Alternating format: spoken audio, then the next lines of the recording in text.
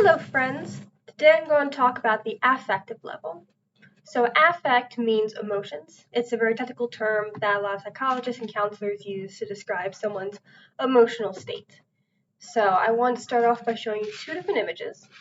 Tell me how you think or feel when you see this one, what kind of emotions might come up, or what sort of images might come to mind, versus an image made more like this.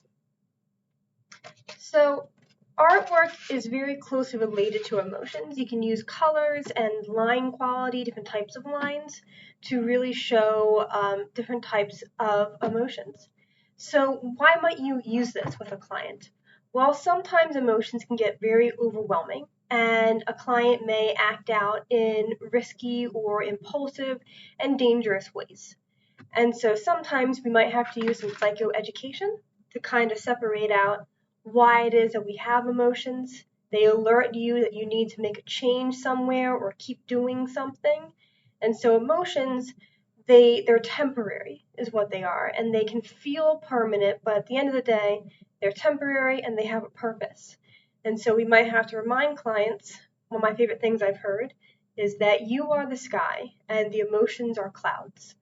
Everything passes, just so it gets a little muddled up for a little bit. So when we use art to work on the affective level, we usually are doing things that reduce anxiety and they reduce stress. Different ways you can get someone more onto the affective level if they're not already overwhelmed. Be careful, if they're overwhelmed, you don't want to really dig into the affective level because they can start to regress and they'll definitely get very overwhelmed. But if they're struggling, if they have some blockages, if they're more in a depressed state and everything's very slow and we just really need to get them out of their shell, we need to get them away from the cognitive level, away from the perceptual level, away from thinking all the time, and put them more in touch with their emotions. So we can do that by using more fluid mediums. Watercolor is a perfect example. I have two types of marbling effects here. I have this one that I did with water, and we have certain types of chemicals, but it's very quick. You have a high success rate with these. It's all about the color. You don't have any specific forms jumping out at you.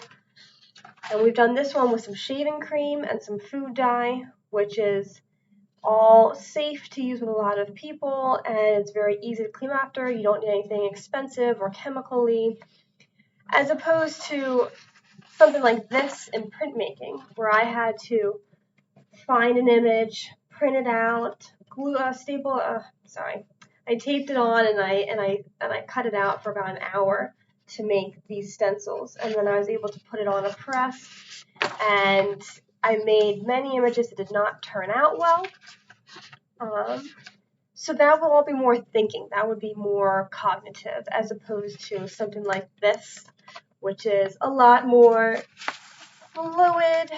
It gets you moving. So we ask a lot of questions when someone's working, and we want to get them to the affective level. Yes or no questions you're going to want to stay away from because they're more black and white. So you may be tempted to say, oh, how do you feel about this? Or how does this make you feel? Which can be hard for some clients. And they may tell you things that start with the statement of I feel, but it's really a thought. It's not a feeling. They may say that I feel this reminds me of this in my childhood, or I feel like this represents someone, because the color, it matches up with the shirt that they're always wearing. Those aren't really feelings. They're just disguised as feelings. So you have to be aware with certain things like that. So color is the main thing that we're talking about on the affective level. You can have some line quality with some really hard lines versus some light and feathery lines, but it's mostly color that we come down to. And there's a big difference between an image of this kind of color quality, which is really subtle, subdued, again, much like this one. There's not too much affect here. You can't tell if this person's crying or if they're in a rage. It's all quite calm and dull, as opposed to something more like this. which has a lot more emotions, especially that red is coming through very strong.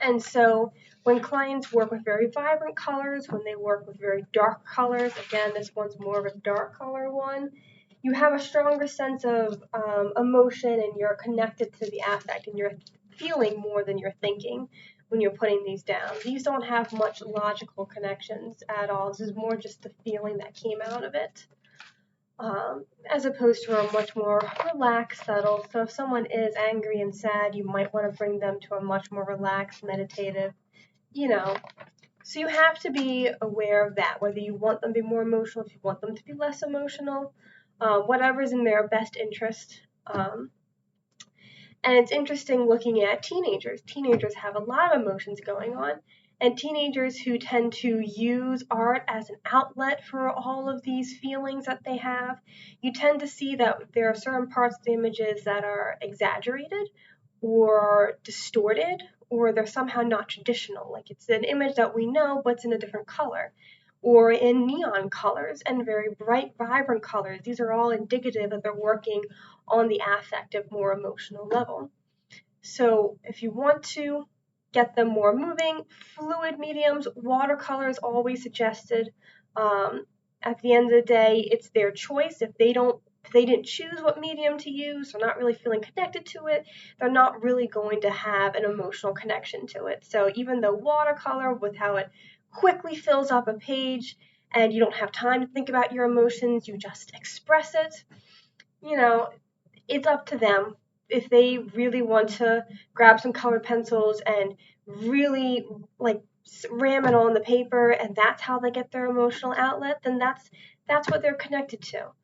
But you do have to watch out for regression, because Edith Kramer, for example, found that children who are very good drawers at a certain stage of their life, and they tend to use logic to control their emotions or express their emotions, they can look at a situation and say, crying and screaming is not going to help me out right now, and they're able to logic their way through life without really engaging in that emotion. When she then gave them the paints, they've regressed back several years. And so that might be what you feel is best to try and free up and get past all of those inhibition and all that. But in general, you do want to look out that you are helping the patient and you're not sending them into some sort of spiral where now they have all of these images and they're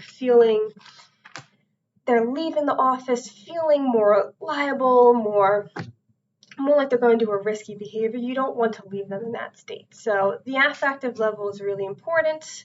It's tied into a lot of all the other ones. If you work in symbolism, you'll have some emotions tied to it.